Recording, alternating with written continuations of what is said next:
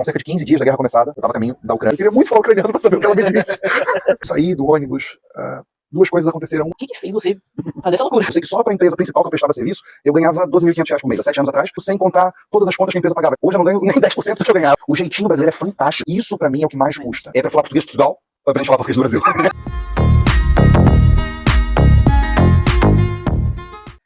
Há 7 anos atrás, ganhando mais de R$10.000 por mês, você teria coragem de migrar para Portugal? Bom, se você não tem, eu conheço quem tenha, ou já teve alguma vez na vida. Tá aqui, meu amigo Pablo. Mano, muito obrigado. Cara, conta por que você imigrou e de onde que você saiu. A primeira coisa que eu quero te perguntar é pra falar português de Portugal, ou é pra gente falar português do Brasil? Não, brincadeira. Bom, mano, a primeira coisa eu sou do Rio de Janeiro. Morava na cidade de Nova Iguaçu. Uhul, Nova Iguaçu. Baixada Fluminense. Como você disse, há 7 anos atrás nós largamos tudo e viemos para Portugal. Estou falando plural porque fui eu e minha esposa. Estávamos até recém-casados. Tínhamos casado há 1 ano e pouco. Tínhamos comprado a nossa casa, estabilizado a nossa vidinha. Estava tudo indo muito bem, mas viemos para cá. No seu caso, você conseguiu estabilizar mais fácil, né? Pronto, realmente, uma coisa que quando eu trabalhava na área da engenharia, eu aprendi de um grande mestre, era: se você é classe A, viva como classe B, se você é classe B, viva como classe C, e assim sucessivamente, porque assim você vai sempre estar melhor e mais confortável. Então, até por isso que eu morava em Nova Iguaçu ganhando mais de 10 mil por mês, somado ao fato de ser perto da família. Então isso também ajudava a nossa vida ali. Foi mais fácil estabilizar, sim. A verdade é que quando nós decidimos casar, a minha esposa falou pra mim, né, na altura namorada, e ela dizia: eu só aceito casar contigo se a gente tiver a nossa casa, eu não quero ir morar de aluguel. Tá bem, a gente compra. Então era mais ou menos assim. Portanto, foi fácil. Estabilizar foi fácil, graças a Deus. Então, já entrando nessa pauta, você era engenheiro? Sim, eu sou engenheiro civil e sou engenheiro de segurança. Eu tenho 2 engenharias, na verdade. Eu tenho 2 formações de engenharia. Cursei primeiro a civil e depois fiz a especialização em segurança.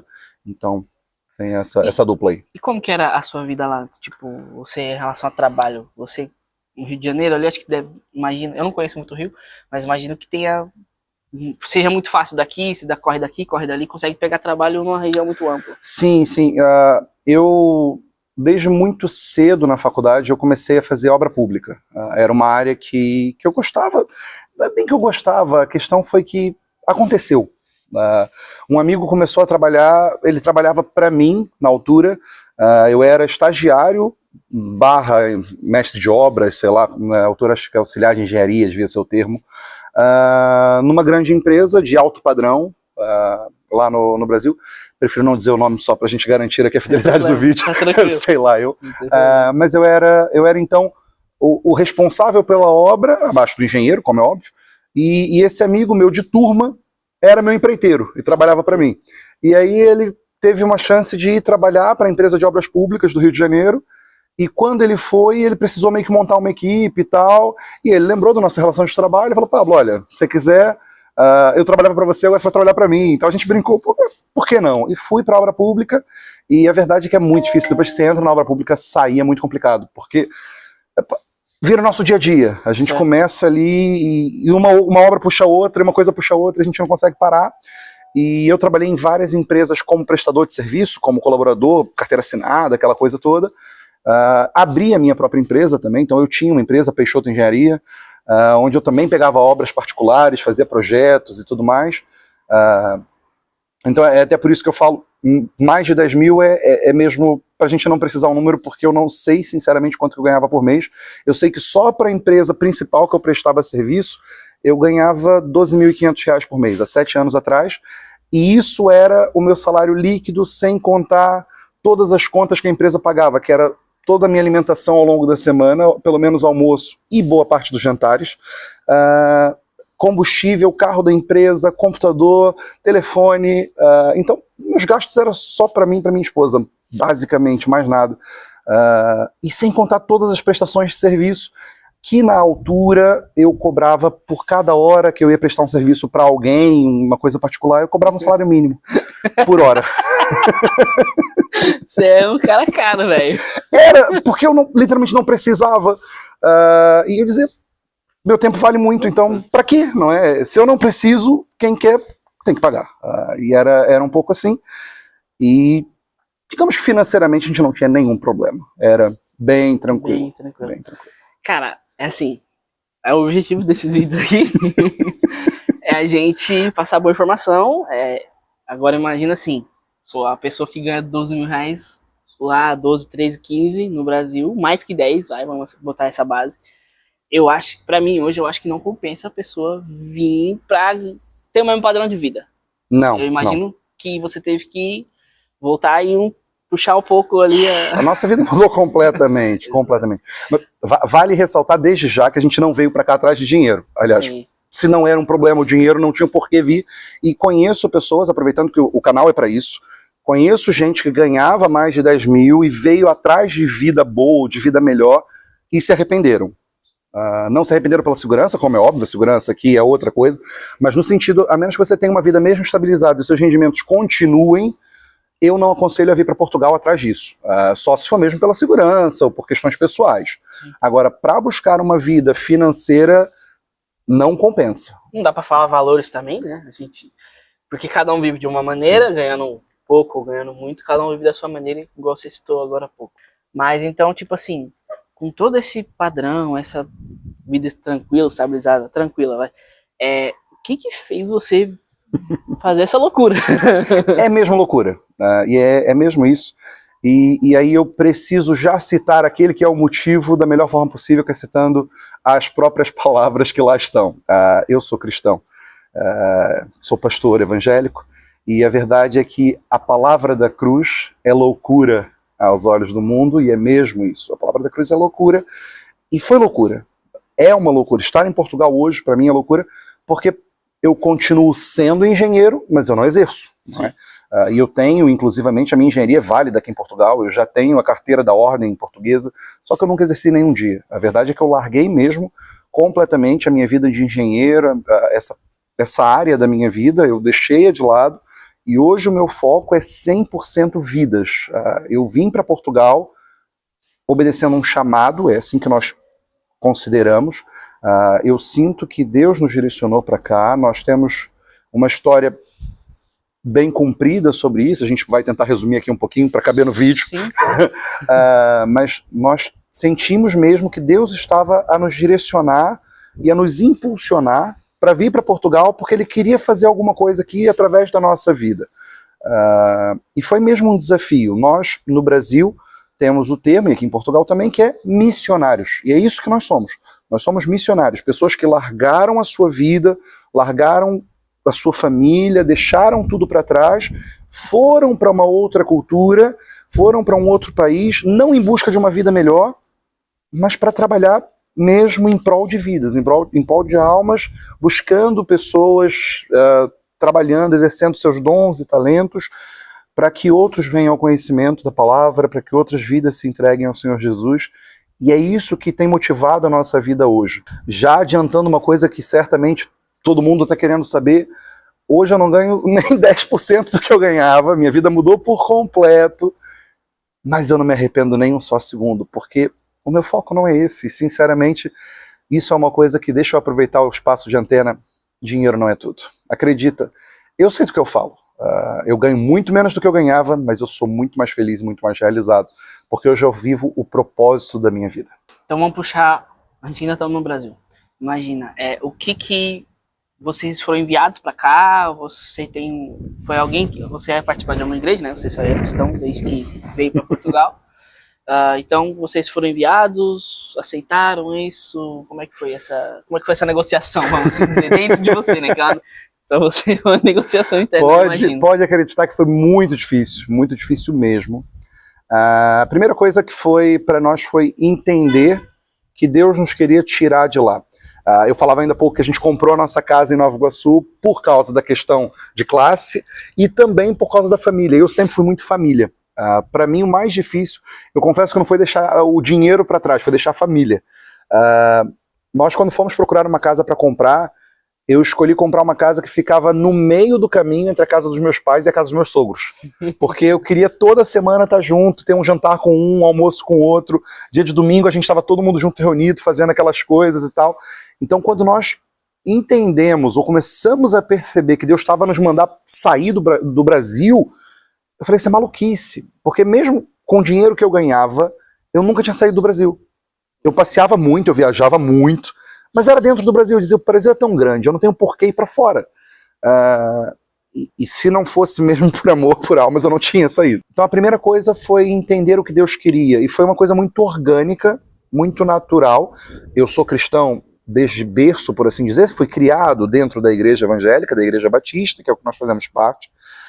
Desde criança, os meus pais fizeram aquilo que a Bíblia diz. Instrui o menino no caminho que deve andar, e quando envelhecer não se desviará dele. E eles fizeram isso, eles me levavam para a igreja. Eu até costumo brincar que eles me forçavam a ir para a igreja mesmo, e é assim com crianças, as crianças não sabem o que querem.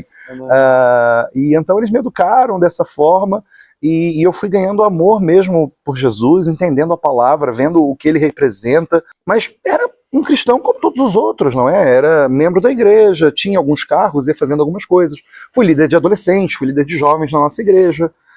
Fazia aquelas visitas de hospital de doutor palhaço, isso é uma outra coisa da minha vida também, que eu acho que é interessante a gente falar. Isso já tinha lá no Brasil, Já então. tinha lá no Brasil, sim, sim. Também é uma parada meio de família, né? Sim, a minha mãe é palhaça. Só palhaça. Mas a verdade é que foi uma coisa assim, eu desde os meus 13 anos de idade que eu sou palhaço. Depois vai ter que virar para editar isso aí, porque vai ficar uma salada, problema teu. Mas enfim. Desde os meus 13 anos de idade que eu sou palhaço. Eu tenho um primo de família, que ele é mesmo palhaço, animador de festa e ganha vida assim. E um dia, por causa de ter crescido na igreja, aconteceu uma festa de crianças e tudo mais. Eu tinha 13 anos e pediram, chama-se EBF, Escola Bíblica de Férias. Durante as férias as crianças vão para a igreja para ajudar os pais, não é? E terem ali um tempo também. E nessa altura me chamaram para ajudar com os mais pequenininhos, aqueles, né, menorzinhos e tal. E eu desesperado, porque como é que eu vou fazer criança me obedecer? Eu sou quase que um deles, eu tenho 13 anos, por mais que eu sempre me envolvesse com os mais velhos, mas pronto, só tinha 13 anos. E esse meu primo falou, olha, por que você não se veste palhaço? Só aí as crianças já vão te dar atenção, é mais fácil e tal. E a primeira vez que eu fui palhaço foi assim, na cara e na coragem, sem instrução, sem formação. Meti o nariz, fiz uma pintura horrível. E lá fui palhaço, eu era assustador, eu teria medo de mim. Depois eu ganhei gosto pela coisa, fomos nos especializando, fomos estudando. Eu tenho formação nessa área também, aliás, eu sou formador dessa área, eu dou cursos de palhaçaria, de visitação hospitalar, de evangelismo criativo, que é uma área que eu gosto imenso. E o palhaço ele faz parte da nossa vida desde essa altura. E lá no Brasil, nós íamos para o hospital para fazer aquelas visitas aos doentes de palhaço, e era muito gratificante também. Então, nós na igreja éramos cristãos como os outros, trabalhávamos, tínhamos essas áreas de ministério diferentes, mas nunca pensei em ser missionário. Embora eu já soubesse, desde os meus 7 anos de idade, eu já tinha certeza de que eu ia ser pastor um dia, mas nunca pensei nem em ser missionário, enviado para outro país, e nem queria ser pastor também, propriamente, a verdade é essa. Eu queria continuar trabalhando e vivendo a minha vida de forma normal, e até achava que era muito bom, porque o dinheiro que eu ganhava servia também para sustentar muita coisa, ajudar muitos projetos, muitos eventos, muitas coisas. E isso era muito bom. Frisar, porque eu aqui conheço você já há um tempo, para quem não sabe, né? Faz 2 anos. Ele ajudou a gente quando chegou aqui, ajuda até hoje muito. E eu vejo a vida desse cara, eu falo, Pablo, pelo amor de Deus, vai descansar, velho. Mas eu descansei. Essa noite eu dormi 7 horas, cara. Tudo bem que na noite passada foram 45 minutos. Mas essa noite eu dormi 7 horas. É isso, mano. É maluquice, velho. É bom demais. E era isso, e a gente lá no Brasil também já era um bocado assim, e a nossa vida sempre foi doida, né? E é bom. E o pessoal gosta de falar aqui em Portugal que quem corre por gosto não se cansa. E é um pouco assim, é claro que a gente fica cansado, precisa de vez em quando parar e descansar, mas é prazeroso, é mesmo prazeroso. E nós não pensamos em ser missionários, não queríamos propriamente, nunca foi um desejo do nosso coração, mas foi uma coisa mesmo muito orgânica, aonde um dia, simplesmente, no meio de uma conversa completamente aleatória com a minha esposa, eu que nunca quis sair do país, comecei a ver a crise do petróleo que se instalou há 6 anos, 7 anos atrás no país, já não me lembro bem, acho que foi há 6 porque eu saí de lá, 6, 7 anos, por aí. E comecei a ver aquela crise, eu gostava de estar inteirado do mercado, daquilo que acontecia. E eu disse, amor, as coisas no país vão complicar. Vai dar aqui uma mexida. Era uma chance da gente agora, talvez, ir ganhar dinheiro. Eu que já ganhava dinheiro. E eu dizia, olha, vamos para o Canadá, ou Canadá ou Austrália, na época, pensei nos dois países, porque eram países que estavam com um programa de imigração para engenheiro aberto. Eles pagavam tudo, pagavam passagem, davam cidade, às vezes, dava até casa para morar. Eu acho que o Canadá ainda tem isso até hoje. Tinha esses programas, assim, malucos. Eu pensava mais na Austrália, mas depois eu lembrei que tudo na Austrália quer te matar. Os animais, os animais, a planta, tem uma pedra, tu olha, a pedra é venenosa, sei lá, a história é meio maluca. Eu disse, Canadá, eu falo inglês, não teria tanta dificuldade, e falei com ela, falei, amor, e se a gente saísse do Brasil e tal? E a minha esposa, eu costumo brincar que ela é minha costela pentecostal, e ela vira pra mim e fala, Pablo, não fala besteira dessa, porque Deus já falou comigo, e se a gente for sair do país é pra ser missionário, eu não quero ser missionária. E eu, tipo, você tá maluca? Porque a igreja que ela vinha nem tinha missionários, ela nem entendia muito isso, porque ela só veio conhecer essa realidade quando foi pra nossa igreja. Tá doida? Que ser missionário o quê? A gente é crente aqui, vai ser crente lá. A gente vai ser o que for, vamos trabalhar com a igreja, vamos trabalhar com a juventude, vamos fazer aquilo que tiver espaço. Mas nada de ser missionário, normal, né? Exatamente, tipo um imigrante que tá ganhando dinheiro, em Portugal, e vai então aí tentar e tal. E ela, Pablo, eu já te falei, para com essa conversa, porque Deus já falou ao meu coração, que se é para ir embora do país, é porque Ele quer que a gente seja missionário. Epa, e a gente tem uma vida muito confortável, a nossa vida tá tranquila, as vidas dos missionários não são assim, deixa isso pra lá.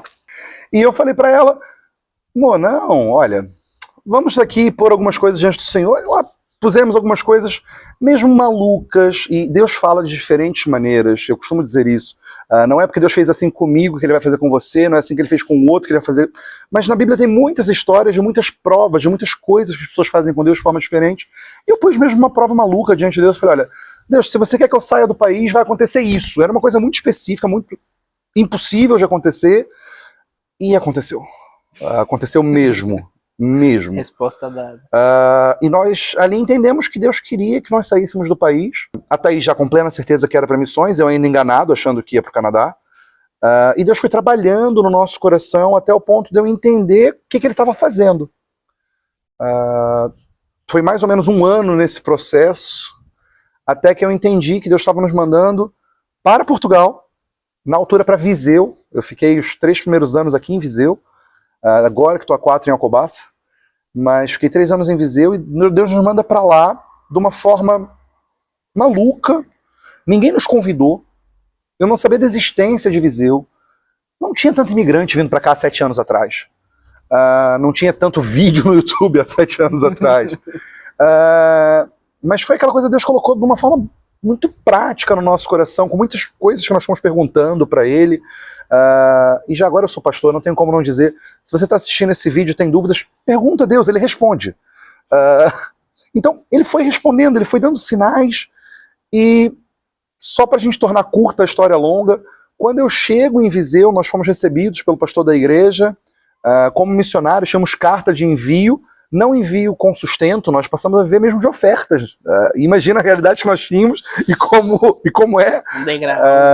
Foi assim, mas a igreja nos enviara a dizer, olha, essas pessoas são idôneas, elas vêm da nossa comunidade, elas têm toda essa história por trás, nós comprovamos isso e estamos enviando eles para servirem aí. E é muito engraçado porque a igreja ela funciona de uma forma estruturada. Nós temos assembleias onde a gente se reúne, conversa, não é? Você conhece bem o processo? Sim. A gente fala sobre tudo, a gente vota, a gente define as coisas. E até quem entra, não é, para ser membro da igreja, todos são convidados sempre para visitar, para estar conosco, mas para ser membro a gente precisa conhecer a vida, precisa saber de onde vem. E foi então a primeira assembleia de quando eu cheguei, exatamente apresentar a nossa carta, a nossa história para a igreja. E foi muito curioso, porque naquela assembleia, eles, antes de falarem sobre a nossa chegada, eles leram uma carta-resposta.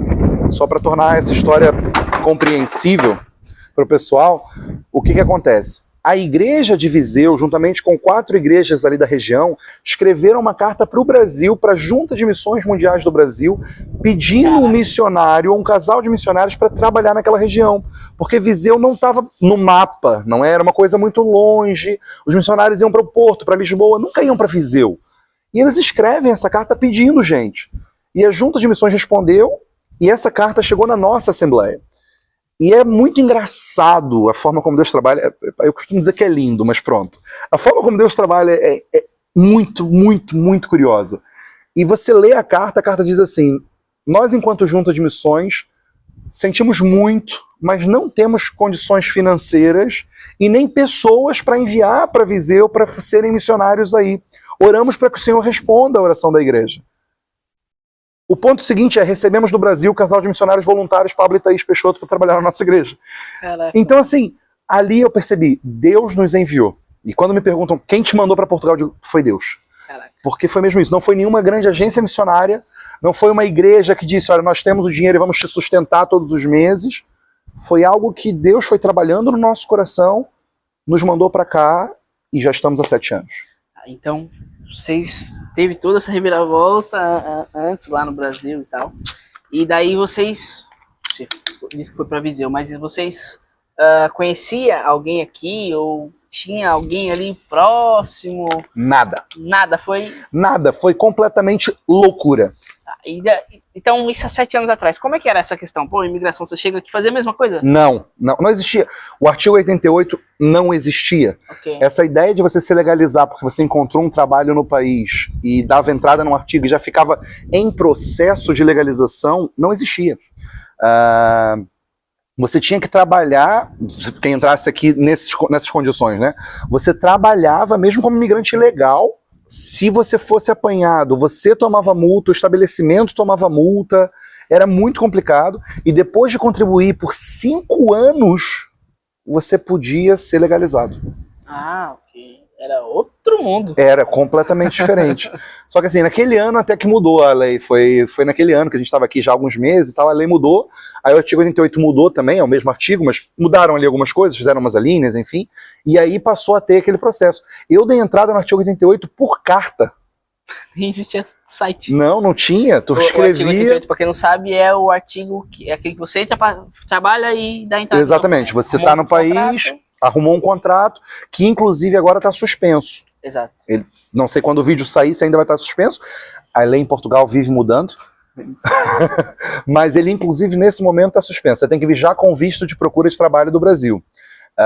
Mas na altura tinha, então entrou essa lei em vigor e a gente mandava carta. A gente escrevia mesmo uma carta de próprio punho, anexava na carta contrato de trabalho, visto de entrada, o passaporte original. Supostamente você tinha que mandar, eu não mandei. Você mandou passaporte pelo correio? Eu não mandei porque eu não confiei. O documento que você tem aqui. Exatamente. A gravidade disso. Eu tirei uma fotocópia, uma xerox e foi que eu enviei na altura, porque eu falei, não, desculpa, não vou mandar. Mas tinha umas coisas assim meio malucas, porque a lei tinha acabado de entrar em vigor, ninguém sabia bem como era, então acho que nem pensaram, pra falar a verdade. Foi aquela coisa, tipo, só vai. E na altura foi bem complicado para eu me legalizar. Minha esposa, ela entrou com visto de estudante, porque quando nós viemos, nós procuramos as estratégias, nós não queríamos entrar ilegais no país, nem ficar ilegais. Foi uma coisa que nós sempre dissemos desde que chegamos. Eu falei, olha, se é para estar ilegal, eu não fico. Tanto que eu ia voltar para o Brasil. Eu ia ficar só os 3 meses de turismo e ia voltar para o Brasil, quando eu percebi que não dava. Só que foi quando a lei do artigo 88 entrou em vigor, e aí eu falei, ok, então eu estou em processo de legalização, eu posso ficar.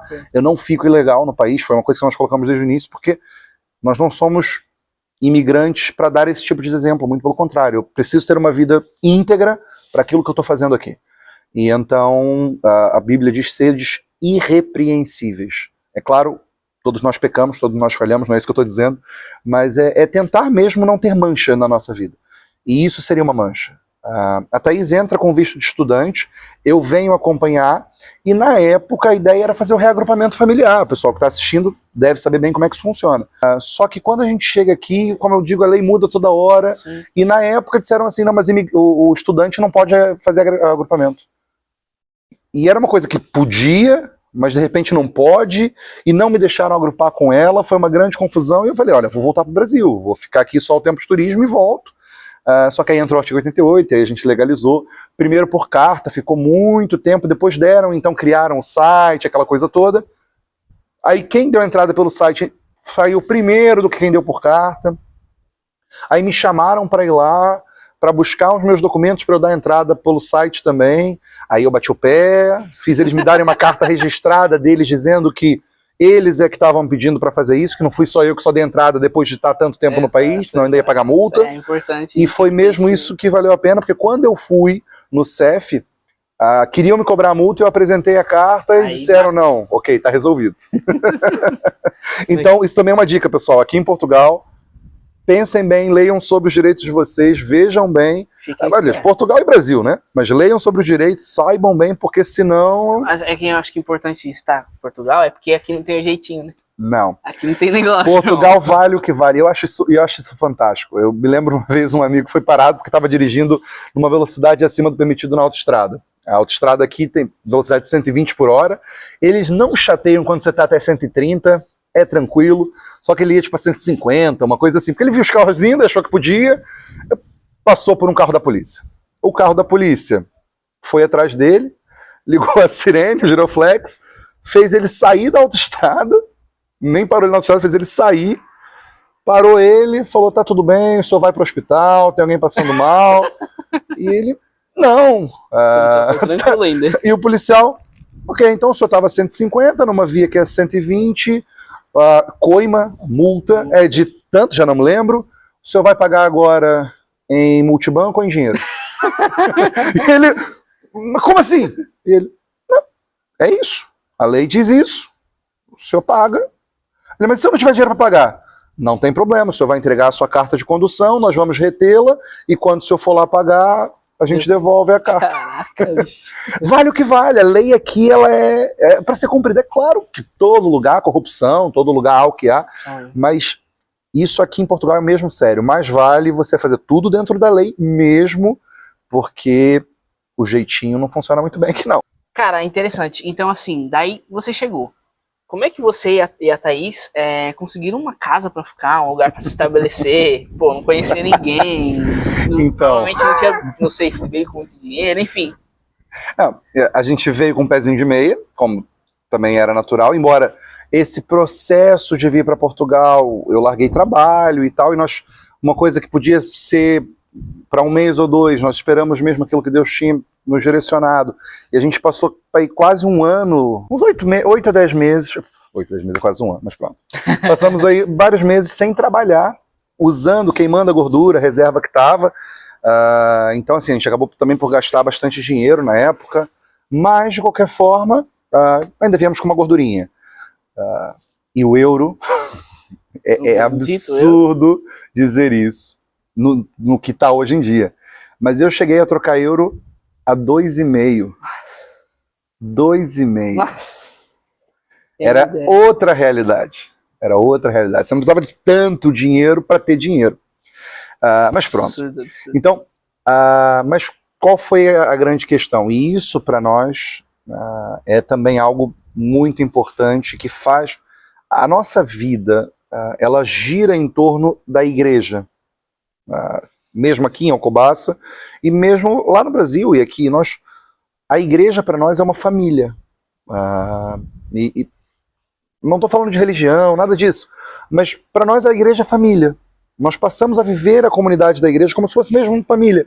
É por isso que quem não é da igreja vê a gente tratando um ao outro por irmão e acha estranho, mas pra gente é mesmo isso, a ideia de que somos irmãos.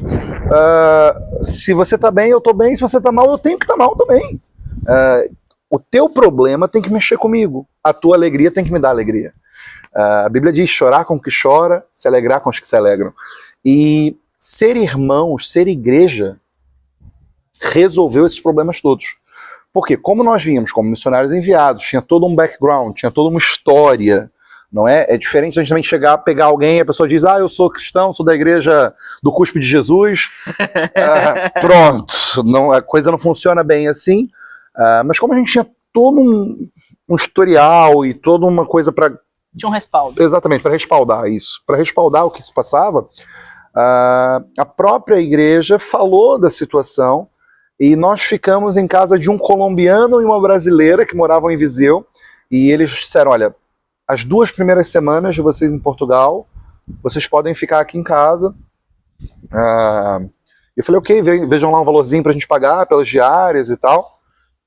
E eles na altura foram impecáveis, nem sequer cobraram nada, abriram mesmo a casa deles pra gente ficar. Eu ainda me lembro, Viseu é muito quente e muito frio. Viseu são os 2 extremos. Certo. E nós chegamos, aquilo era verão, ápice do verão. E na verdade não era ápice do verão, era final do verão, mas estava muito quente, muito quente. Aquele ano batia mais de 40 graus em Viseu. E a noite continuava quente. Cara, eu me lembro da gente chegar e estar na casa deles, e eles também não tinham a casa preparada para receber gente. Eles arrumaram uns colchonetes e tal, e falaram, olha, a gente vai dar para vocês aquilo que a gente consegue. Eu falei, pô, bênção. E aí na época, a primeira noite eu não consegui dormir de tanto calor, porque eles não tinham ventilador. E isso é uma coisa aqui em Portugal, muita gente não tem ventilador em casa, é muito comum. É verdade, não tinha parado pra pensar nisso, mas as pessoas que eu conheço... Não, eu acho que eles esperam tanto pelo verão, pelo calor, que quando vem eles querem curtir. Eu não entendo. Eu aqui em casa tenho 5 ventiladores, eu sou calorento, sou brasileiro, cara, não aguento, chega o calor, eu tenho que ligar. Mas eles não têm, não é prática aqui, sei lá. E eles não tinham ventilador. E um calor, a gente não conseguia dormir, eu abria a janela e nada. Na segunda noite eu falei com a Thaís, amor, eu não dormi nada, eu tô cansado, eu preciso dormir.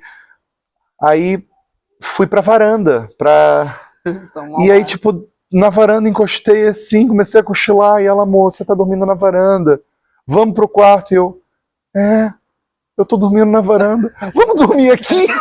E ela, tá maluco, a gente não pode dormir na varanda, as pessoas podem ver e tal. Eu falei, não tem problema. A gente bota o telefone pra despertar às 5 da manhã, dorme aqui até às 5 e depois volta pro quarto. E a gente passou quase que a semana toda fazendo isso. Aliás, se vocês estiverem vendo o vídeo agora, obrigado por nos terem recebido. Eu não sei se vocês sabem, mas a gente dormiu na vossa varanda. Obrigado. Então aí vocês ficaram essas 2 semanas na casa dessas pessoas e depois foi se estabelecendo as pessoas da igreja? Sim. Nós ficamos então na casa deles as primeiras 2 semanas e nem chegaram a ser 2 semanas completas. Na época não era tanto imigrante quanto tem hoje. São realidades completamente diferentes. Pra você ter uma ideia. 2 Portugal, um pré... Sim. Pandemia e outro pós. Eu quero dizer, eu acho que antes um pouco da pandemia a coisa começou já a complicar pela quantidade de imigração.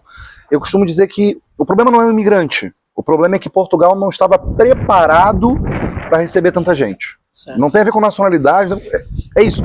O país é muito pequeno, ok? E eles tinham serviços públicos e privados para a proporção que eles têm. Quantidade de casa, quantidade de transporte, saúde, educação, é tudo preparado para a proporção do país. Na época, hoje eu acho que Portugal está com 11 milhões de habitantes, se eu não me engano. No Brasil somos 200. Então assim, o Brasil não cabe em Portugal, literalmente, não dá. Só que começou a vir tanta gente, que começou a ser muito complicado. O preço das casas subiu, o preço de muita coisa subiu, depois veio a pandemia, aí disparou a alimentação, disparou tudo que envolvia o diesel, por causa do petróleo, a gasolina e tudo mais. Cara, Mexeu com tudo. Aí mexeu com tudo. Ele já tinha começado a piorar gradativamente, mas era uma coisa que estava indo e estava dando para levar, mas quando veio a pandemia mudou completamente. Para você ter uma noção, na época nós encontramos um apartamento no centro histórico de Viseu. Quem quiser pesquisar depois vai ver aí a cidade de Viseu, que é uma cidade um bocado cara já. Hoje em dia você não consegue alugar um apartamento T3 no centro de Viseu, mesmo um histórico, mesmo sem móveis, que nesse caso era sem móveis inclusive. Aqui é muito comum alugar um apartamento já todo mobilado. Nós nessa altura era sem móveis, mas hoje em dia você não consegue um T3 por menos aí de, vou ser muito generoso, 800 a 1.000 euros. Tô sendo muito generoso. Eu pagava 250. T3. 3 3 quartos. T2 mais 1. É assim que é, porque só tinha um banheiro. Ah, né? A legislação não permite um T3 de um banheiro só. Pelo menos na altura, não sei como é que tá hoje. Então era T2 mais 1. Ele tinha 3 quartos, mas era T2 mais 1 na nomeação. entendi. Mas era 3 quartos, não é mesmo? E era no centro histórico, e não tinha móveis. E eu fiquei muito receoso, por mais que fosse 250 euros, tipo, hoje em dia, quem tá assistindo o vídeo deve estar pensando, como assim? Como é possível? Mas eu fiquei muito receoso de alugar, porque não tinha nada, não tinha mobília e tudo mais. E por mais que eu tivesse trazendo uma gordurinha, eu não queria queimar em comprar móvel, mobiliar uma casa. Não pode ser. E aí, nesse aspecto, mano, Deus manda a igreja mais uma vez. Igreja é família. O pastor, na altura, fez o apelo no sentido de dizer, irmãos, eles chegaram, conseguiram um apartamento, mas não tem nada. Eu acho que eu comprei um micro-ondas. Só. E tem a casa toda com mobília até hoje. O pessoal tinha, eu tenho um sofá aqui que eu não uso, eu tenho uma cama, o outro, eu tenho aqui um fogão que está guardado, e aquilo foi bênção, foi bênção. E o que foi muito bom, porque é aquilo que eu falei, a gordurinha que a gente trouxe foi que a gente acabou queimando logo no início, porque a gente não está habituado, a gente não vive com euro e tudo mais. Não sabe gastar euro? Não, no início não, e eu falo isso muito para imigrante que chega, principalmente quem chega e quer comprar logo um carro, e acha que, uau, isso está barato, faz a taxa de conversão, para pensar. A gente não sabe quanto vale o euro quando chega. A gente não sabe. E nós acabamos gastando um pouco mais do que devíamos. E é como eu disse, a gordura que eu trouxe, eu já tinha queimado muito no Brasil antes de vir. Então não foi nada de... Então foi complicado, mas vida de imigrante. Uns 7 anos, essa vida de missionário é uma pouco atípica. A gente começou falando, né, que você tinha uma profissão e tal. Viseu, hoje você está aqui em Alcobaça, né, região litorânea. Como é que foi esses 7 anos assim para você, a questão de aprendizado? Porque, pelo menos para mim, você é uma das pessoas que mais me ensina as coisas aqui. Pô, a gente é da Igreja Batista aqui de Alcobaça, e a gente tem aqui, quando a gente é imigrante, que é recém-chegado, e você resolve ficar, você tem uma classe de integração. Pô, ele me passou muita coisa da cultura daqui. A gente é aquela questão que o português é muito bruto, muito não sei o quê. Você conseguiu se acostumar com isso? Como é que foi? Não, a grande questão, e eu falo muito isso, eu tive bons professores. O pastor que me recebeu lá em Viseu é português, e ele entendeu, e eu falei para ele, olha, eu sou missionário, eu quero aprender. Nós chamamos o processo de aculturação, não é? E nós precisamos, o primeiro ano foi basicamente absorvendo a cultura, aprendendo, entendendo, e ele foi me ensinando. Uma das coisas é essa, o pessoal sempre fala, o português é muito bruto, é muito grosso.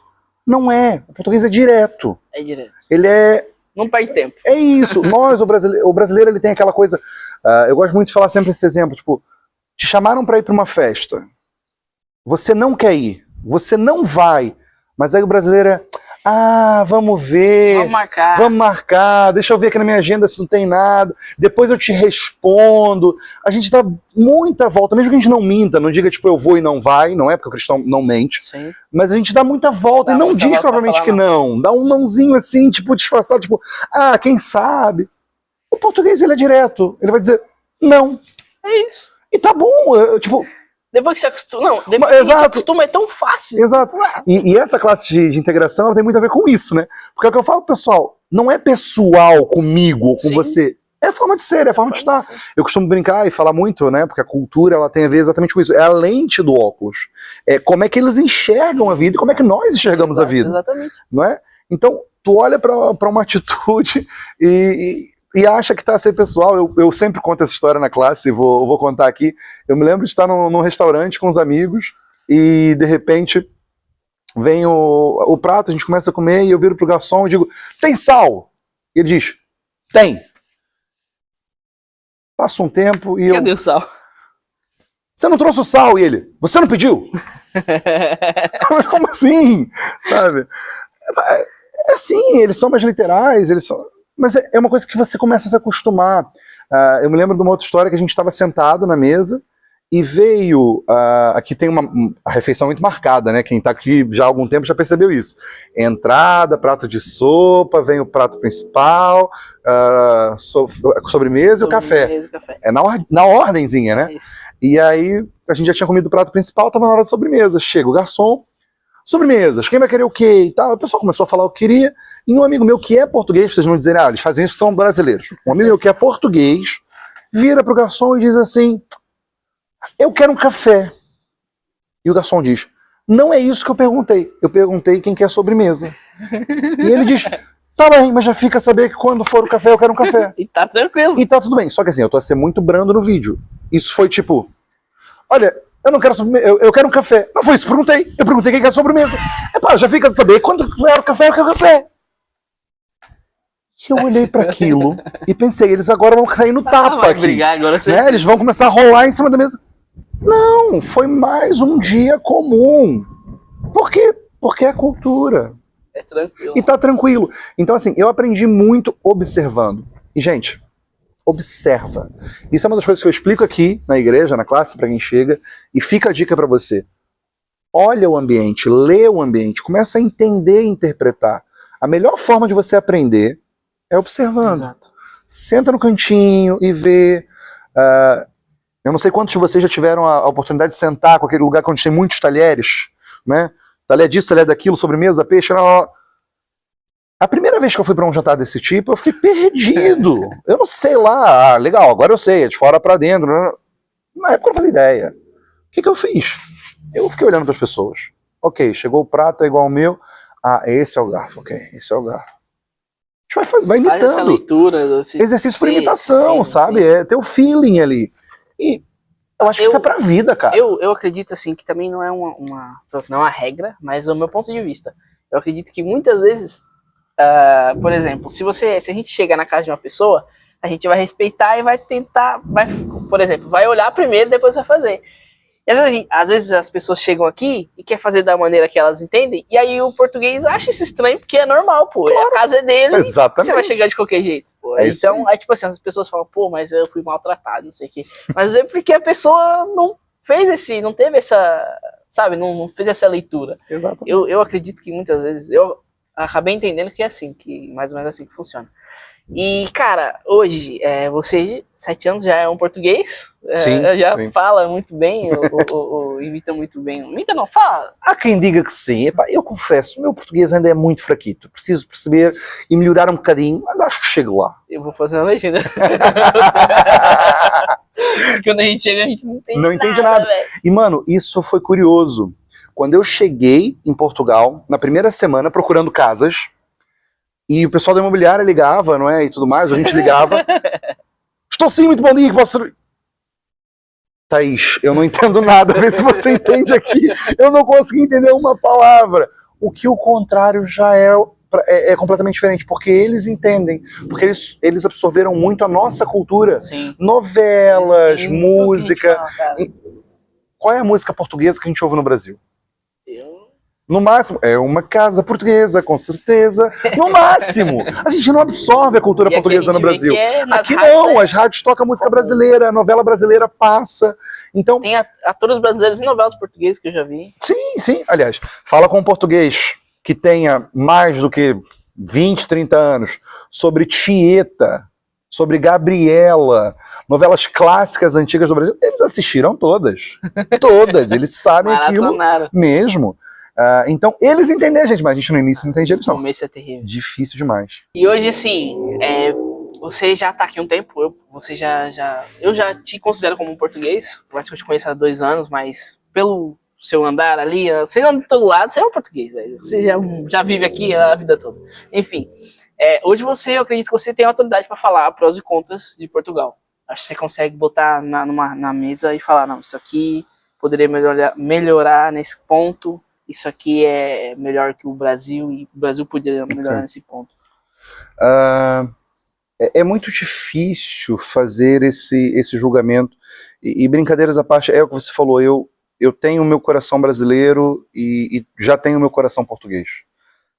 Eu hoje, não é apenas no documento que tenho 2 nacionalidades, eu tenho mesmo dentro de mim essas 2 formas de pensar. E às vezes é conflituoso, tem muita coisa que funciona no Brasil que jamais ia funcionar em Portugal, e tem muita coisa que funciona em Portugal que jamais ia funcionar no Brasil. Exatamente. Eu acho que alguns pontos são óbvios. Segurança. Não se compara. A segurança de Portugal é infinitamente mais do que a segurança do Brasil. Não porque o sistema de polícia seja melhor, não porque eles tenham mais policiais por pessoa, não. É uma questão mesmo cultural. Eles entendem muito o espaço do outro. Respeito. É mesmo aquela ideia do o brasileiro, e vou generalizar, tá bem? Mas o brasileiro é aquele, encontrei um telefone na rua. Rápido, desliga, tira o chip. O português encontra um telefone na rua. Epa, liga aí, vê se tem um nome, vê se tem um telefone pra gente poder devolver. E você fala, mas por quê? Porque não é meu? É mesmo cultural, ele cresce com essa ideia. Não é meu, não tenho por que eu mexer, não tenho por que eu fazer. Sim, sim. Eu me lembro uma vez que eu fui ao Algarve e esqueci um saco com uma câmera GoPro e tal, de um amigo que estava com a gente. Um saco com coisas caras dentro, pendurado assim num barco que estava encostado na marina. E a gente pendurou para tirar foto, tirou a foto, esquecemos o saco, saímos, andamos para ir 3, 4 horas. Caraca. E, cara, o saco, e não encontrava, e dentro tava carteira, tava dinheiro, tava um monte de coisa. E eu falei, olha, vamos voltar lá. E éramos todos brasileiros, e esse amigo, tá maluco, vai voltar lá pra quê? Só pra gastar combustível? Eu falei, não, a gente tá em Portugal, vamos voltar lá. Quando nós voltamos, o saco tava pendurado do mesmo jeito. Pegamos o saco, abrimos o saco, tava tudo lá dentro. Óbvio, vai pegar aí se botar regra, nunca vai acontecer? Não, claro que não. São fatos. Mas é você perceber que realmente tem chance da sociedade funcionar nessa área quando os cidadãos se conscientizam disso. Sim. O grande problema do Brasil, de uma forma geral, para mim, é a ideia de tomar vantagem. O jeitinho brasileiro é fantástico, Para algumas coisas. mas é terrível. Exato. Porque o brasileiro ele pensa fora da caixa. O brasileiro ele vai tentar resolver. Criativo, né? Ele é criativo demais. O nosso povo é o povo mais criativo que eu conheço. A gente vai dar um jeito, cara. Tá faltando o tripé para segurar o telefone, pá. Coloca aí um livro, amarra um elástico. A gente vai dar um jeito. Enquanto a maioria, e mais uma vez generalizando também, o português ele não, ele é pragmático. Epá, não tem o tripé, vamos lá conseguir o tripé, vamos pegar o tripé. Não, mas a gente dá um jeito. Não tem jeito. O tripé foi feito para isso, vamos buscar o tripé. Mas vai atrasar 5 minutos, pá, mas vamos buscar o tripé. Sim. Sabe? O jeitinho brasileiro ele pode ser fantástico, ele agiliza as coisas, ele resolve muita coisa, ele faz a gente ir para além do problema, sair do quadradinho. Mas por outro lado, é aquela ideia de usar o jeitinho para ganhar vantagem. E essa vantagem, principalmente em detrimento do outro, é que é o problema. E aí, mais uma vez, eu não consigo não falar da Bíblia. Está aí a raiz do problema da humanidade. A Bíblia inteira, ela se resume basicamente em 2 pontos, ou 1. Amar a Deus sobre todas as coisas e ao próximo como a ti mesmo. Ou seja, se eu não quero que alguém roube o que é meu, eu não vou roubar. Sim. Se eu não quero que alguém minta para mim, eu não vou mentir. Se eu quero que alguém me trate com respeito, com carinho, que olhe para mim da forma A ou B, eu vou fazer a mesma coisa com o outro. É fazer ao outro o que eu quero que façam comigo e não fazer ao outro o que eu não quero que façam comigo. Amar ao próximo como a ti mesmo. E amar a Deus sobre todas as coisas, porque quem deu essas regras todas foi Deus, foi Ele que criou tudo, foi Ele que preparou tudo, é Ele quem governa tudo. E por isso eu disse 2 ou 1 ponto. O é amor. A Bíblia inteira é resumida em amor. Independente da tua teologia, independente do que você entenda como Deus, como religião, a Bíblia inteira se resume em amor. E quando eu quero me dar bem, mesmo que o outro se dê mal, falta amor. E é isso que a Bíblia vai chamar de pecado. A falta do amor é isso. É quando a gente começa a fazer coisas que não deviam, porque vai haver alguém que vai ser prejudicado. Eu não estou fazendo com o outro o que eu queria que fosse comigo. E acho que o grande problema do Brasil muitas vezes é essa. É por isso que a gente tenta essa coisa de se dar bem, de não estar preocupado com o que o outro vai pensar. É um belo ditado do Brasil, não é? Antes de chorar a minha mãe, que chore a mãe dele. Não tem que chorar nem a minha nem a dele. A ideia é não, porque... E tá lá, e é isso que a gente tenta viver em igreja. É a ideia do irmão. Quando um tá mal, todos estão mal. Quando um tá bem, todos estão bem. A gente tá terminar de viver momentos lindos aqui. Hoje mesmo tivemos Opa, um tempo na igreja fantástico, onde você olhava para a igreja cheia de pessoas a chorarem de alegria, porque viram pessoas alegres ali à frente, a viverem em igreja, comunidade, enfim. E aquilo mexeu com elas. Não tem porquê você viver de outra forma. E eu costumo dizer que quando eu começo a conversar com pessoas que não são crentes, e começo a apresentar a Bíblia, apresentar Jesus, os 10 mandamentos, e as pessoas dizem geralmente assim pra mim, mas se todo mundo fizesse isso, era o céu na terra. E é exatamente isso que Deus projetou. A questão é exatamente essa. Então assim, voltando à pergunta original, desculpa devagar um pouquinho, mas pastor é pastor. O que o Brasil tem de melhor do que Portugal e o que Portugal tem de melhor que o Brasil? Bom, nada passa o nosso jeitinho, não no jeitinho do jeitinho brasileiro, como eu disse, mas o jeitinho de ser, de estar. O brasileiro é o povo mais caloroso que eu conheço. Bateu na mesa mais forte é festa.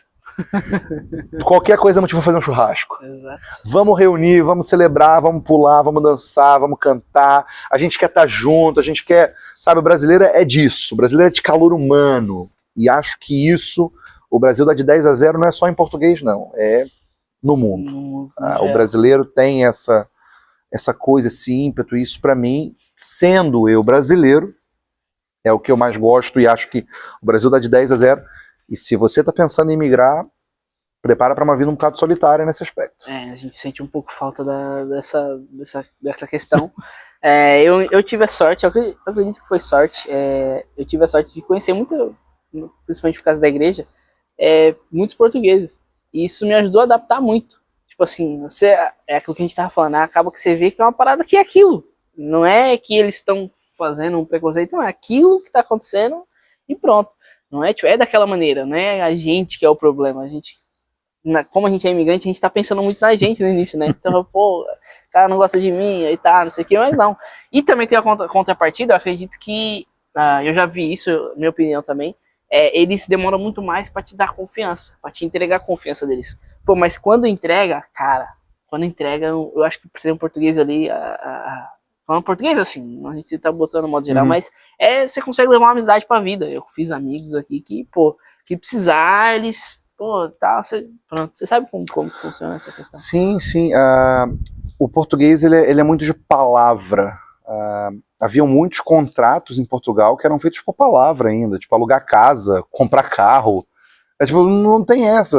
Ok, tá vendido, olha, toma, vai lá registrar. Tipo, mas não queres fazer um contrato antes, não quer que eu transfira o dinheiro? Não tá a dizer que tá feito. Eles eram muito assim, e são muito assim. Só que aí vem naquilo que a gente falava, do cara que quer se aproveitar, do malandro. Eu sei de muita gente que chegou aqui no início, alugou casa toda mobilada, deixou de pagar, e quando, depois do proprietário insistir, enfim, saiu da casa, mas encostou um caminhão, levou o móvel do cara todo embora. Eu conheço N histórias como essa. Gente que literalmente quebrou a casa de propósito, tipo, pegou uma marreta e saiu quebrando a casa, sabe? Então, assim, esse tipo de coisa faz com que o português se retraia também. Mas, por outro lado, quando você ganha confiança no português, é pra vida. Exato. É pra vida. São relações profundas, são relações mesmo... O português, ele tem esse lado dele, não é? Ele não tá de sorrisinho, não tá aberto para quem chega. Isso é coisa de brasileiro, mas fica na superfície. O português não, ele vai estar mais fechado, vai estar mais a observar, vai estar mais a perceber. Mas se você penetra ali, se realmente ele vê que você é sério, que... Cria raízes, né? Aí cria mesmo raiz e fica pra vida. Cara, e nesses 7 anos, acredito que você tenha passado algumas dificuldades. Teve algum momento assim que, pô, você pensou, nossa, eu vou desistir, eu vou voltar, né, muito difícil, ou então, falou, pô, já deu meu tempo aqui? Algumas vezes. A primeira vez que eu pensei em voltar tinha a ver com documentação, como eu falei, não é? Como eu falei, não vou ficar ilegal. E quando eu comecei a tratar da documentação, porque saiu o artigo 88 e tudo mais, eu me lembro de ir no extinto CEF, não é? O CEF hoje em dia já não existe, Serviços Estrangeiros e Fronteiras, hoje em dia é AIMA. Mas eu fui no extinto CEF e me lembro claramente, naquela altura não precisava marcar, não precisava telefonar, era só ir lá. Mas me lembro claramente do olhar da funcionária portuguesa, do desprezo e da forma como ela disse para mim: é o que é. Se o senhor Pablo não está satisfeito com Portugal, o senhor Pablo que volte para sua terra. Naquele momento eu pensei muito o que eu estou aqui fazendo, principalmente porque eu estou aqui por vidas, e larguei tudo lá e vim para cá. Aquele foi um dos momentos muito duros para mim, mas mais uma vez lembrei o que eu estava aqui fazendo e isso foi ultrapassado. E de uma forma muito prática, a segunda vez mais forte que eu pensei em voltar tem a ver com a minha filha. Eu tenho uma filha de 2 anos, portuguesa, nascida cá, alcobacense. E quando a Letícia nasceu, fez a gente repensar muita coisa, em todos os aspectos. Primeiro deles, e aí tem a ver com a minha vida, com ser missionário e tudo mais, foi mesmo pensar, ok, qual vida eu tinha e qual vida eu tenho, e o que eu podia dar para minha filha, o que eu posso dar para minha filha. Mas a segunda, eu acho que aí já é um ponto negativo para todos os imigrantes, que é: a tua filha vai crescer longe da família. Cara, isso para mim foi, e sendo muito sincero, é uma crise. Ver os meus pais longe da única neta que eles têm, ver os meus sogros longe da neta, ver ela no telefone chamando vovó, vovô, isso para mim é o que mais custa, é o que mais mexe. E como eu disse, eu sou muito família, eu gosto de estar junto, e ver a minha filha crescer longe de toda a família foi algo que me fez e me faz pensar muito. Por outro lado, aí eu já digo para o pessoal que veio em busca de algo melhor, de uma outra vida e tudo mais, você tem a parte positiva, que a maioria dos imigrantes vem para uma vida melhor, vai poder proporcionar coisas à filha que não poderia proporcionar no Brasil. E até mesmo eu, por mais que fosse o caso, eu já disse, a segurança aqui nem se compara. Sim. E eu tenho muito mais descanso em saber que minha filha está crescendo aqui do que cresceria no Brasil. Eu sei que a educação aqui é melhor do que no Brasil. Ela vai ter acesso a muito mais coisas, a muito mais projetos. Ela vai poder, supostamente, né, em teoria, ela vai poder alçar voos muito maiores aqui do que poderia no Brasil. Sim. Então, isso também é um benefício. Mas eu confesso que, para mim, o que me faz muitas vezes desistir, ou pensar em desistir nesse caso, é estar longe da família. Isso, para mim, é o que mais custa. Pega até hoje. Pega. Eu compacto desse sentimento. Cara, assim, em questão de família é muito complicado. Mas assim, eu vim pra cá, pra Portugal, pós-pandemia. Você tá aqui há 7 anos, pô, você passou pandemia, você, como pastor, tem que cuidar de pessoas, tem que trazer pessoas para perto. Tem muitos imigrantes aqui, já tinha imigrantes. Sim, já tinha muito. Né? Nessa pré-pandemia já tinha vindo uma galera para cá, então, querendo ou não, eu falo porque o Pablo ele me acolheu minha família muito, me ajuda muito até hoje. E assim, cara, pandemia, pô, teve guerra, a gente tem muito ucraniano aqui. Eu acho que a guerra foi uma das coisas que deu um boom na imigração, não de brasileiros, mas deu um boom de imigração, refugiados e muita gente que andava tentando a vida, porque tudo ficou muito caro pós-guerra. E eu acho que a guerra da Ucrânia foi uma das coisas aí que deu um grande boom na imigração de outros tipos de imigrantes, além do brasileiro que está vindo tentar uma vida melhor. Até, entre aspas, atrapalhou aí, porque muita coisa da subida de preços e tudo mais tem a ver com a guerra. Sim. E são reflexos da guerra, porque pandemia e guerra quase que emendou uma coisa na outra, né? Foi logo seguido. Foi seguido. E aí, então, vamos voltar um pouco mais aqui à pandemia. Pô, você como um missionário, você não trabalha aqui efetivamente, você é um missionário sustentado pela igreja, enfim. Cuidar de pessoas, tudo lockdown, fechou tudo, família longe, não tem ali aquela rede. Pra gente foi, assim, interessante, porque se fizerem as contas, eu tô aqui há 7 anos, eu disse que eu tava 3 em Viseu e 4 em Alcobaça. 4 anos atrás foi a pandemia. Então eu venho para Alcobaça em plena pandemia. Você não conhecia ninguém. Fui convidado pelo pastor e pela Mais igreja. uma vez não conhecia ninguém. Fui convidado pelo pastor e pela igreja nessa mudança e pronto, já tínhamos também exatamente essa certeza de que Deus estava nos mandar mudar na altura. E viemos para Alcobaça a convite, sem conhecer ninguém, e aí mesmo também só tínhamos a família pastoral que a gente conhecia, quase nada, e viemos para cá e ficamos a pandemia fechados, basicamente eu e a Thaís, ainda não existia a Letícia. Deus agiu de uma forma tão grande porque na altura o prédio da igreja, que é onde eu moro hoje, eu moro no apartamento pastoral que fica na igreja, ele ainda estava em reformas, que ele passou por obras e tudo mais. E ele estava em obras e não dava para morar, mesmo, tudo quebrado, totalmente partido, não dava para morar.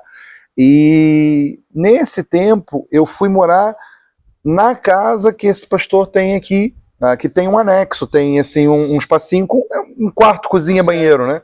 E ele disse, olha, enquanto termina a obra você pode ficar aqui.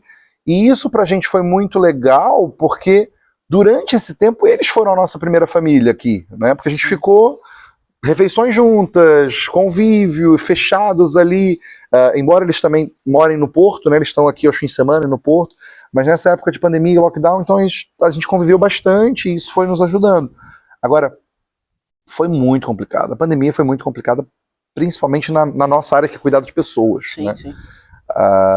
Muitos casamentos acabaram, porque eu até costumava brincar e dizer, a gente aceita se casar a menos que seja no horário comercial. Horário comercial não, segunda, sexta, 85 eu tenho que estar fora e só estamos casados no resto do tempo, porque basicamente a única coisa que mudou foi isso, né? Mas as pessoas ficaram tão estressadas, tão aflitas, tão perdidas, que houveram muitas crises familiares, muitos desesperos.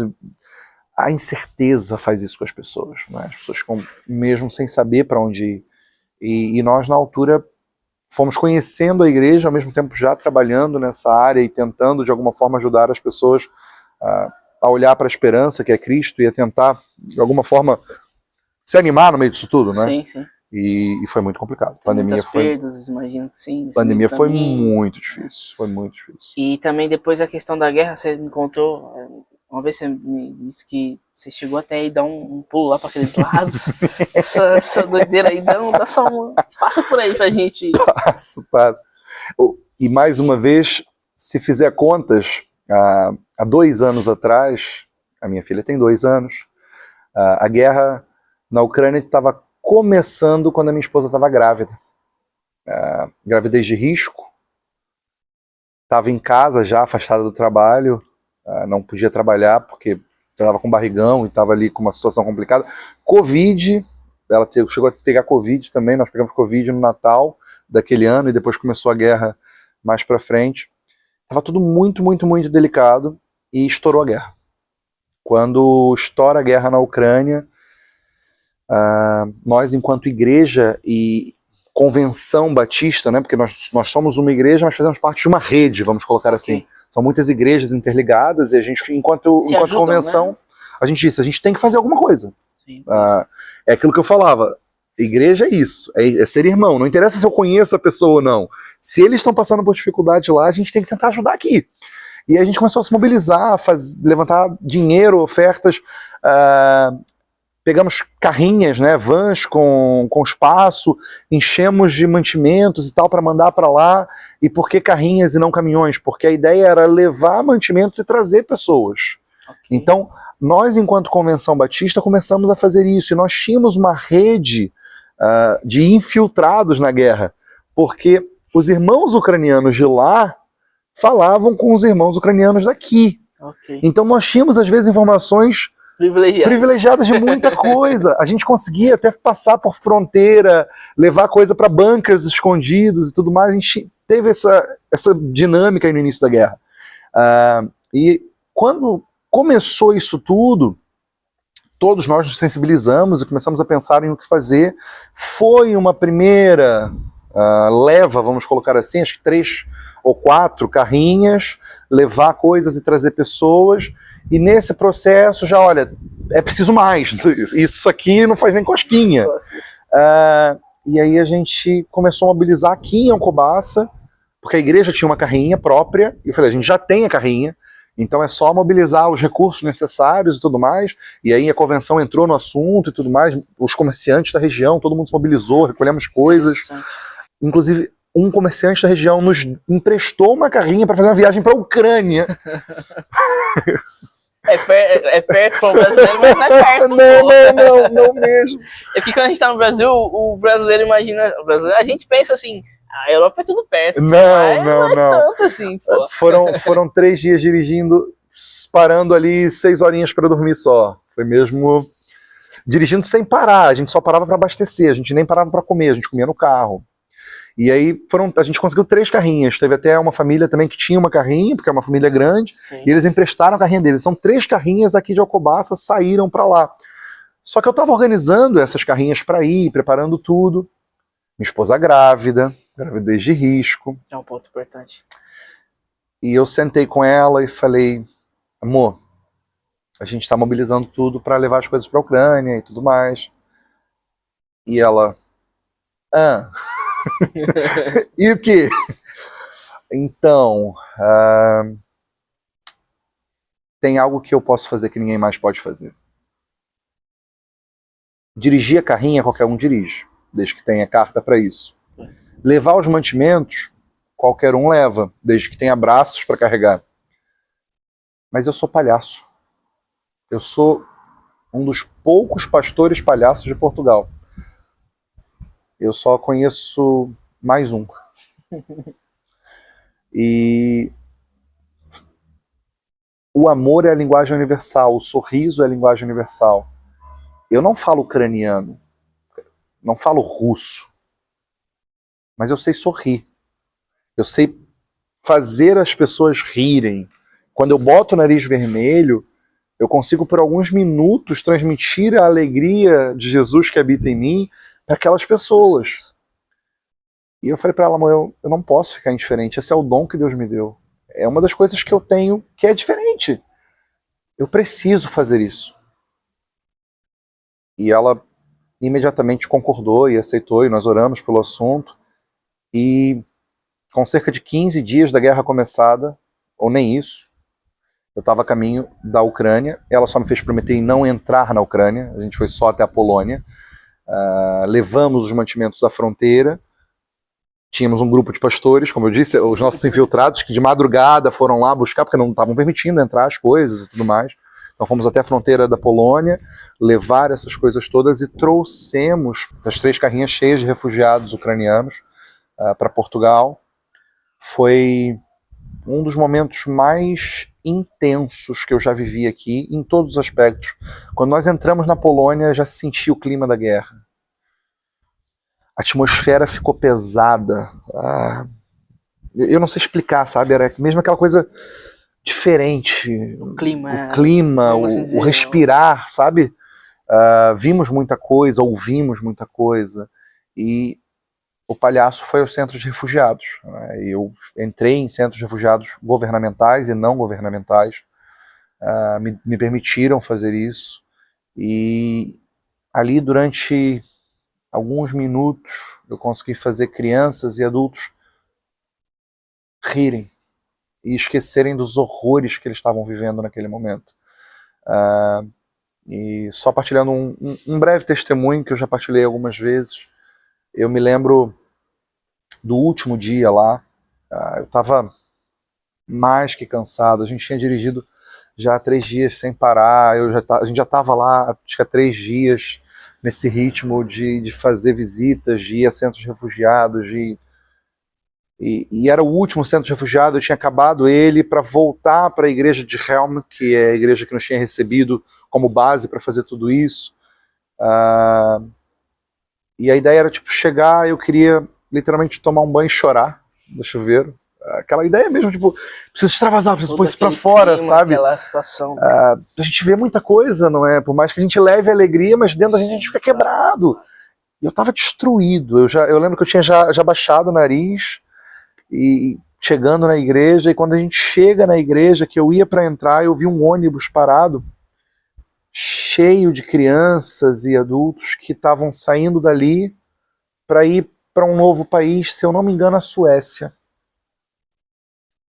E lembro de, dentro do carro, olhar e ver a cara daquelas pessoas, olhar perdido, distante, sabe? A incerteza de para Sem onde estão rumo nenhum. indo, de tudo que deixaram para trás. Eu só me lembro de levantar o nariz de novo, entrar dentro daquele ônibus, começar a distribuir pirulito para todo mundo que estava ali, começar a brincar, fazer palhaçada. É, e, e foram 5 minutos, talvez, não mais que isso. E me lembro quando eu saí do ônibus, duas coisas aconteceram. Uma foi uma criança que era especial, ela tinha provavelmente um espectro de autismo, ou não sei bem qual era o espectro, mas ela era especial, notava-se mesmo, até fisicamente. Ela desce do ônibus correndo, me dá um abraço, fala alguma coisa em ucraniano que eu não faço ideia do que seja. E tá com um sorriso e volta para dentro do ônibus. Ah, e a outra coisa foi olhar para a janela enquanto o ônibus ia saindo e ver crianças e pais a olharem da janela, sorrirem e dar adeus. E ver o quanto, se nós colocarmos a nossa vida pensando no outro, a gente pode fazer a diferença. E aquele momento, para mim, nunca vai sair da minha memória. Eu nunca vou esquecer a cara daquelas pessoas, em especial daquela criancinha quando veio me abraçar. Eu queria muito falar ucraniano para saber o que ela me disse. Mas são coisas que só o amor cristão é capaz de descrever, sabe? E desculpa tá falando, a ideia do vídeo não é essa, mas Sim. é a minha vida, gente. Experiência. A verdade é essa, eu não consigo, eu respiro Jesus, é assim, tá bem? É por isso, eu larguei tudo lá porque eu sou missionário, então eu não tenho como não colocar Jesus aqui na conversa de vez em quando. Tô mesmo a me esforçar para não fazer tanto. Mas é isso, é isso. Cara, aí de toda essa experiência, e acredito que você teve muitas coisas marcantes assim, essa foi uma delas. Mas o que mais Portugal te ensinou ou te proporcionou? Eu acho que o principal ensinamento que Portugal me deu foi de viver aquilo que eu digo, sabe? Eu, enquanto pastor, prego muitas vezes sobre o amor, prego muitas vezes sobre o cuidado, a atenção ao outro, mas Portugal me ensinou a fazer isso na prática, a pôr a necessidade do outro na frente da minha. O eu tô cansado, mas o outro tá precisando de mim. Sabe? Não importa, vamos aí. Você? E isso Portugal me ensinou, sabe? Portugal também me ensinou, e agora de uma forma muito ampla, pensando nos imigrantes, o pessoal que está assistindo o vídeo, que nunca é tarde para recomeçar. Eu vejo muita gente chegando aqui com formação profissional, o cara é engenheiro, o cara é arquiteto, o cara é médico, o cara... TI, já vi. E vai servir mesa, e vai começar de novo do zero, e tá tudo bem, porque tudo são profissões dignas, é o teu sustento, E vamos a isso, vamos lá. E aqui o nem te dá o dinheiro, né, cara? Esse, para mim, foi um dos grandes ensinamentos. E de alguém que já passou pelo muito, e já passou por abrir o armário de casa e não ter, não o que comer, porque e nisso, mais uma vez, permitam-me usar a Bíblia diz que Deus nunca nos deixa faltar o pão à mesa, e não deixa mesmo. No armário pode faltar, na mesa nunca. E me lembro uma vez da minha esposa querer comer um bife, e eu não ter €1 na carteira para comprar um bife para ela, e tivemos que comer o que tinha. Não faltou, nunca faltou, e nunca vai faltar, eu acredito nisso. Mas de alguém que já teve muito, e já passou por muito pouco, o dinheiro não é tudo nessa vida. Nós gastamos a nossa vida para conseguir dinheiro. Nós gastamos a nossa saúde para conseguir dinheiro. Nós gastamos a nossa juventude, a nossa energia para conseguir dinheiro. E depois a gente queria gastar todo o nosso dinheiro para ter tudo isso de volta. Exato. Então, assim, vale muito mais outras coisas do que o dinheiro. Parem para pensar em qual o valor que vocês estão dando. para as pessoas que estão perto de você, os momentos curtos que vocês vão vivendo, para cada gargalhada, para cada choro, para cada abraço. Acho que a pandemia nos ensinou muito isso. A gente nunca sabe quando vai ser o último. A pandemia fez muitos planos pararem, coisas que eram impossíveis, coisas que eram extremamente importantes passaram a ser nada. E no final ficamos nós e a nossa família. Então, Deus em primeiro lugar, a família a seguir, valorizem os amigos, as boas conversas. O dinheiro é um meio para a vida, não é o fim dela. Infelizmente hoje acaba que Tá invertido. é invertido. É complicado. Cara, é assim, a gente já meio caminhando para os finalmente. Tem alguma coisa assim que hoje você pessoalmente falando, você pensa muito, ou é um dilema para você? Que tem uma coisa assim que, pô, eu não consigo parar de pensar como missionário, ou como pastor, ou como filho, como, enfim, como pai. Ok. Eu acho que o que mais ocupa a minha mente é o que eu estou fazendo com a minha vida. De uma forma geral. Enquanto engenheiro no Brasil, eu era um bom engenheiro, não era à toa que eu ganhava o que eu ganhava, não era à toa que eu fazia o que eu fazia. Sim. E tentava ser o melhor no que eu fazia. Não era o melhor. Tinha gente melhor do que eu. Mas tentava ser o melhor que eu podia ser. Tentava ser relevante. Tentava fazer a minha vida valer a pena. E hoje, quanto missionário, é a mesma coisa. Eu quero fazer a minha vida valer a pena. Ter deixado tudo no Brasil, ter vindo para cá, estar longe da minha família, ver a minha filha crescer longe dos avós. Isso tem que valer a pena. Na minha vida isso é muito marcado, porque é muito gritante. Qualquer um que vê, olha e percebe isso. Mas eu acho que é algo que devia ocupar a mente de todos nós. O que eu estou fazendo com a minha vida? Porque esse é o bem mais precioso que nós temos. Todos os dias, quando nós acordamos, nós vamos ter um dia de 24 horas. Aproveite bem, não aproveite bem, elas passam. Faça o melhor, faça o pior, elas passam. Vai virar o dia, e um novo dia começa, e um novo dia começa. E o que você fez ali é o que importa. E nós começamos a correr desesperados, porque queremos chegar a algum lugar, porque queremos ter uma conta bancária X, porque queremos ter a casa Y, o carro Z, o telefone. Tá, e o tempo que tá passando, o que você tá fazendo na tua vida? Qual é a marca que você vai deixar? Qual é o ensinamento que você vai deixar? Enquanto pastor, eu já tive a oportunidade, e uso a palavra oportunidade, de ver muitas pessoas no fim da sua vida. Mesmo algumas faltando alguns dias, algumas faltando algumas horas para sua morte. E já tive a oportunidade de conversar com algumas delas por causa disso. E acho que todas elas deram basicamente a mesma lição. Tinha coisas que eu faria diferente se soubesse o que sei hoje.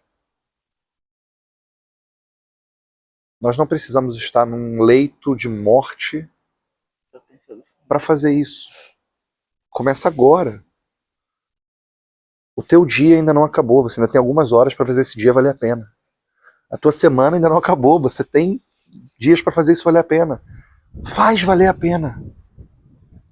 Para mim, e agora falo da minha experiência pessoal, o que vale a pena? Deus em primeiro lugar e as pessoas. Quando eu venho para Portugal, e eu vou ao Brasil todos os anos, não é por causa dessa questão de missões, eu tenho que estar lá, prestar relatórios, falar como é que as coisas estão, sim. É muito comum isso. E é muito difícil entrar no avião e voltar para cá. Parem para pensar, eu sou um imigrante que imigra todo ano. Há 7 anos eu ando a imigrar todo ano. E todo ano eu tenho que deixar tudo para trás, entrar no avião e voltar para cá. E nesses 7 anos, nunca é fácil e a fórmula é sempre a mesma. A cada passo que eu vou dando no aeroporto do Galeão, geralmente é de onde eu venho, Rio de Janeiro. eu dou um passo depois do outro, repetindo a mesma frase para mim mesmo. É por amor, é por amor, é por amor. E eu ando até o avião falando isso para mim mesmo, me lembrando o porquê que eu sou imigrante, o porquê que eu vivo a vida como eu vivo e o que para mim importa. No meu caso, mais uma vez, é meu caso pessoal, Sim. é por amor. E se não é por amor a Deus, é amor às pessoas, é como se eu desperdiçasse as minhas 24 horas e a minha vida. Quando eu faço as coisas, quando eu termino o dia, como foi o dia de ontem e o dia de hoje, eu tô exausto. Mas eu digo, uau, foi por amor e valeu a pena. Vidas impactadas, pessoas alegres, pessoas a partilhar momentos memoráveis, pessoas que conheceram a Jesus que não conheciam, que conheceram a fonte do amor. Eu digo, ok, isso para mim vale mais a pena do que qualquer conta bancária recheada, isso para mim vale mais a pena do que qualquer grande prédio que eu possa vir a construir para botar lá o meu nome, ou a empresa que eu possa ter. Para mim é isso que me satisfaz. Mas eu desafio qualquer um que esteja assistindo a pensar qual é a marca que você quer deixar, em que você quer investir tua vida. Porque se você não estiver pensando, você está investindo na mesma, só que está investindo em nada. Pois é. Cara, é assim, essa última pergunta, pra você, eu acho que é uma pergunta muito incerta, mas fala, não sei o que seria seu desejo. Já conversei com outras pessoas, elas sempre dão uma volta, mas no fim dizem sim ou não. Eu queria te perguntar se Portugal é seu último destino. Né? Mano, vou começar de uma forma muito prática. Eu sou missionário. Sim. O que quer dizer que eu vou para onde Deus manda, quando Deus manda. Exato. Eu estive 3 anos em Viseu, estou há 4 anos em Alcobaça, até quando eu não sei, até onde eu não sei, porque, volto a dizer, o meu estilo de vida é muito diferente dos demais. Sim, eu sou missionário. Exato. Mas de uma forma muito prática eu posso te dizer não. Portugal não é o meu destino final, porque o meu destino final é o céu. Eu não sou daqui. Eu não sou daqui, cara. Não, eu sou... eu sou imigrante, não é em Portugal, eu sou imigrante dessa terra, mano. Sim, sim. E eu vivo a minha vida desse jeito. Eu vou dizer, pra mim faz sentido. Então, é muito fácil pra eu te dizer que não, porque, cara, eu desejo chegar em casa. E quando eu digo casa, eu não tô dizendo Brasil. Eu não tô dizendo a casa dos meus pais. Minha casa. O meu lar celestial, é para onde eu tô indo, sabe? Ali é o meu destino final, mesmo. E eu sei que para muita gente isso pode parecer blá blá blá, isso pode parecer uma volta, mas juro, de coração, cara, eu anseio por esse dia, eu sonho com isso. Tem umas músicas que eu ouço que falam sobre isso, que eu começo a chorar de alegria mesmo, imaginando como é que vai ser quando eu chegar lá, sabe? Eu já tenho uma vida fantástica aqui. Por mais, e volto a dizer, para mim o dinheiro não é o que importa. Então, a minha vida já é fantástica aqui. Mas lá é que vai ser, e lá é o meu destino final. Então, aproveitando muito da forma como a pergunta é feita, Portugal não é o meu destino final. É isso. Mano, quero te agradecer mais uma vez por ter dado essa força pra gente. Deus te abençoe. Privilégio. É muito importante na nossa vida lá em casa. Obrigado. Tá bom? Obrigadão. É isso. Obrigado. Curte o vídeo, compartilha, ativa o sininho, ajuda o cara a crescer, mano. Pelo amor de Deus. O cara acha que eu falo em português contigo também. Anda lá! Anda pá!